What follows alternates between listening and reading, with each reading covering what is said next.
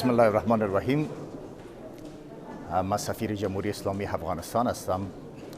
خوشحال هستم که در کهن‌ترین جشن تمدنی حوزه که مربوط به جهان بشریت میشه امروز اشتراک دارم و چاره‌بینی‌هایی که در این راستا صورت گرفته من فکر میکنم که قابل تقدیر است.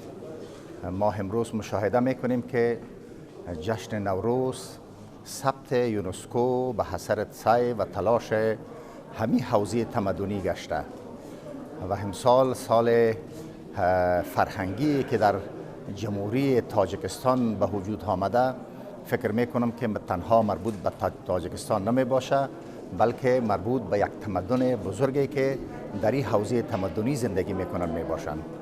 تحولاتی که در تاجیکستان در طول 20 سالی که من مشاهده میکنم به وجود آمده کاملا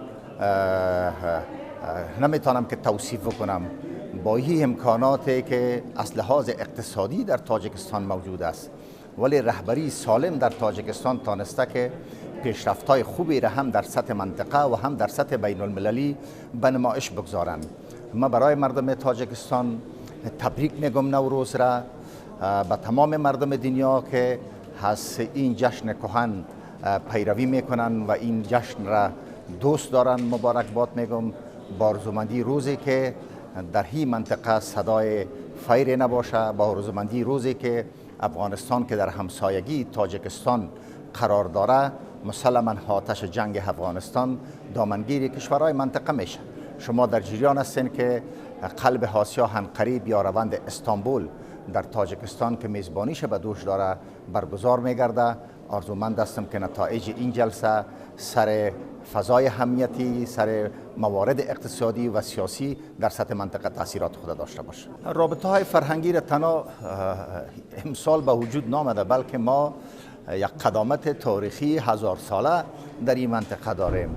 ما نباید چنین تصور بکنیم هر چیزی که تازه به وجود آمده روابط این دو کشورها را تقریبا نزدیک ساخته.